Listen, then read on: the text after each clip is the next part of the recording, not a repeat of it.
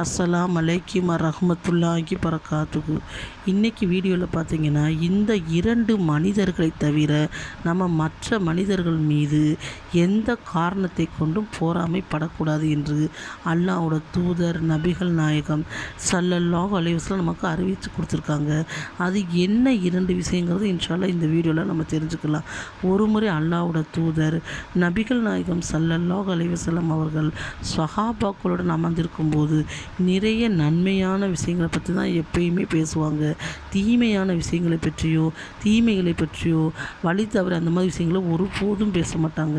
சஹாபாக்கள் நிறைய நன்மையான விஷயங்களை தெரிஞ்சுக்கணும், அதுக்கு பின்னுக்கு வர்ற உம்மத்தான நம்மளும் அதை பின்பற்றணும்னு அவங்க என்ன நினைப்பாங்க, ஆர்வத்துடன் நிறைய விஷயங்களை துவாக்களையும் சிறு சிறு விஷயங்களையும் நமக்கு சஹாபாக்கள் சொல்லிக்கொண்டே இருப்பாங்க. அதை சஹாபாக்கள் என்ன செய்வாங்க, எழுதி வைத்து கொண்டு பின்னுக்கு வரக்கூடிய நமக்காண்டி அதை பத்திரம் பண்ணி சொல்லியிருக்காங்க.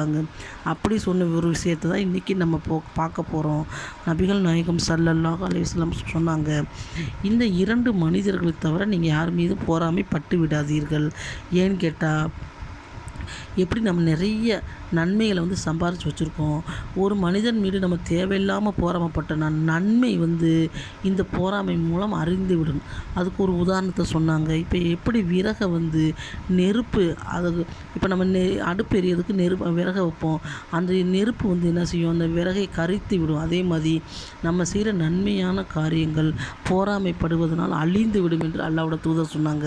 ஆனால் 2 பேருக்கு மேலே பொறாமைப்பட அனுமதி வழங்கியிருக்காங்க. முதலாவது மனிதர் யாருன்னு கேட்டிங்கன்னா, அதாவது நிறைய நன்மையான விஷயங்களை செய்கிறவர். அதாவது 5 நேர தொழுகைகளாக இருக்கட்டும், மதரசா போகிறது, சூறாக்களை மனப்பாடம் பண்ணுறது, அதிகமான குரான் ஓதுறாரு. இதை ஒரு மனிதர் பார்க்குறாரு, நம்ம ஏன் இவர் மாதிரி செய்ய முடியல, ஏன் நம்ம இப்படி பலகீனமாக இருக்கோம், நம்மளும் அவரை காட்டில் அதிகமான, அவர் 2 சூறா ஓதுனா நம்ம 3 சூறாவை ஓதி மனப்பாடம் செய்ய வேண்டும். அவர் 5 நேர தொழுகையிலே பேணுதலாக தொழுதார், நம்ம நபில் தொழுகையிலையும் சேர்த்து தொழுக வேண்டும்.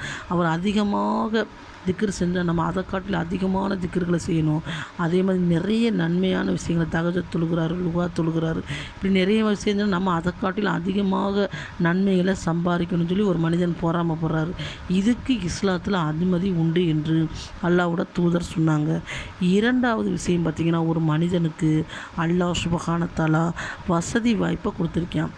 அதை வச்சு அவர் என்ன செய்கிறார், ஆடம்பரமாக வாழாமல், அதாவது ஆடம்பரம்னு அப்படின்னு கேட்டிங்கன்னா, கார் வாங்க, நகை வாங்க, வெளிநாடுகளுக்கு சுத்த, ஜாலியாக வெளி ஊர்களுக்கு போக, அப்படி இல்லாமல் அந்த காசை வச்சு அவர் இல்லாத ஏழைகளுக்கு அதிகமாக உதவி செய்கிறார், தான தர்மங்களை செய்கிறார், ஜக்காத்து கொடுக்குறாரு, இல்லாத மக்களுக்கு உதவி செய்கிறார். இதை ஒரு மனிதர் பார்க்குறாரு, என்ன செய்கிறது, இவர் நிறைய வசதி அல்லாஹ் கொடுத்துருக்கான், இது மூலம் இவர் நிறைய நன்மைகளை செய்கிறாரு, வருஷம் ஜக்காத்து கொடுக்குறாரு, சதக்கா கொடுக்குறாரு, நம்மளால் முடியலையே, அல்லாஹ் நமக்கு கொடுத்தா நம்மளும் என்ன செய்யலாம், நிறைய நன்மைகளை சம்பாதிக்கலாம்னு அவர் பொறாமைப்படுறாரு. இந்த விஷயத்துக்கும் பொறாமைப்படலாம். இதே மாதிரி நபிகள் நாயகம் ஸல்லல்லாஹு அலைஹி வஸல்லம் காலத்தில் ஒரு சம்பவம் நடந்துச்சு. 7 சஹாபிகள் நபிகள் நாயகம் ஸல்லல்லாஹு அலைஹி வஸல்லம் ரொம்ப கவலையோடு வந்தாங்க. உடனே நபி ஸல்லல்லாஹு அலைஹி வஸல்லம் சொன்னாங்க, ஏன் நீங்கள் இப்படி ரொம்ப கவலையோடு வந்திருக்கீங்க அப்படின்னு கேட்டப்போ, யாரை சொல்லலாம், பணக்கார சகாபிகளை நாங்கள் பார்க்குறோம், அவங்க நிறைய வசதி இருக்குது, அதனால் தானம் தர்மங்கள் சதக்கா நோம்பு நேரத்தில் ஜக்காத்து கொடுக்குறாங்க, அது மட்டும் இல்லை உம்ராக்கு போகிறாங்க, ஹஜ்ஜுக்கு போகிறாங்க, அதுவும் இல்லாமல் போர்னு அதுக்கு உதவி செய்கிறாங்க. நாங்கள் பாருங்கள் ஏழைகளாக இருக்கோம், எங்களால் அதிகமான தான தர்மங்களையோ சதக்காக்களையோ ஜக்காத்துகளையோ எதையுமே உம்ராவோ ஹஜ்ஜோ எங்களால் செய்ய முடியலன்னு மிக வருத்தத்துடன் சொன்னாங்க. அப்போ தான் அல்லாஹ்வோட தூதர் சொன்னாங்க, நீங்கள் வருத்தப்படாதீங்க, நீங்கள் ஏழையாக இருக்கீங்க, உங்களோட நிலைமை எல்லாம் அறியக்கூடியவனாக இருக்கிறான், நீங்கள் இந்த சின்ன அமல் மூலம் நீங்கள் என்ன செய்யலாம், இதெல்லாம் பெற்றுள்ளன்னு சொல்லி சுப்ஹானல்லாஹ், அல்ஹம்துலில்லாஹ், அல்லாஹ் அக்பர் ஒவ்வொரு தொழுகைக்கு பிறகு ஓதுங்க, நன்மை பெறலாம்னு சொல்லி கொடுத்தாங்க.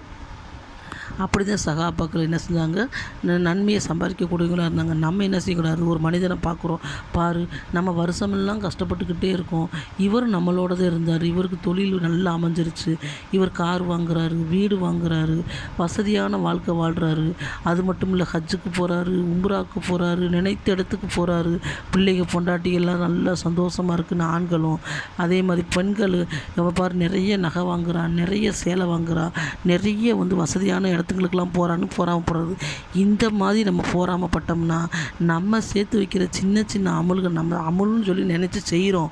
5 நேரம் தொழுகிறோம், திக்ரு ஓதுறோம், குரான் ஓதுறோம்.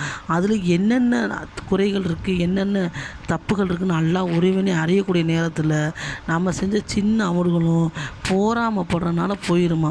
போராமப்படுறவங்க என்ன செய்ய முடியாது, சொர்க்கத்தை கூட நுழையவே முடியாதுன்னு அல்லாஹ்வோட தூதர் சொன்னாங்க. அப்போ இந்த 2 விஷயங்களுக்கு தான் நம்ம என்ன செய்யணும், போராமைப்படுறதுக்கு இஸ்லாத்தில் அனுமதி கொடுத்துருக்கு. மற்ற விஷயங்களுக்கு நம்ம போராமப்பட்டோம்னா நம்ம நன்மையான காரியங்களும் அழிந்து விடும், பாவத்தில் அது முடிந்துடும் அல்லாஹ்வோட தூதர் சொன்னாங்க. இன்ஷா அல்லாஹ் இந்த 2 விஷயத்தை தவிர மற்ற விஷயத்துக்கு போகாமல் நம்ம படாமல் இருக்கக்கூடிய பாக்கியத்தை அல்லாஹ் சுப்ஹானஹு நம்ம அனைவருக்கும் வழங்கிடுவானாக என்று துவா செய்தேன். இந்த ஹதீஸ் பார்த்திங்கன்னா புகாரில் இடம்பெற்றிருக்கு. அஸ்ஸலாமு அலைக்கும் வரஹ்மத்துல்லாஹி பரகாத்துஹு.